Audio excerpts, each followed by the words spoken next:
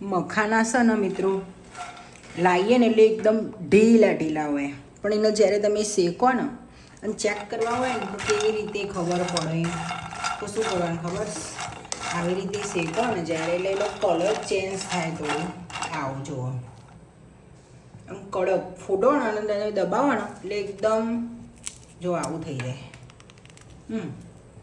આવું પછી થોડી વાર આ વઘારીને ખો ને તમે મમરા વઘારો ને એવી રીતે તો પણ મજા આવે ખાવાની. આનાથી આપણા હાડકા મજબૂત રહે, સારા રહે, સરસ રહે. થોડી વાર શેકવાનું એટલે આમ તમે તૈયાર લાવો ને જ્યારે આવી રીતે પેકિંગ કોથળી તો ઢીલા ઢીલા આવે. તમને એવું લાગે કે આ શું હોય પોચું પોચું, બસ શેકવા પડે એને ગરમ તવામાં શેકવા પડે પછી સરસ થઈ જાય. હું આનો પાવડર બનાવીશ ને હું તમને બતાવીશ. ઓકે, વિડીયો ગમે તો લાઈક સબસ્ક્રાઈબર કરજો. Thank you. જય માતા.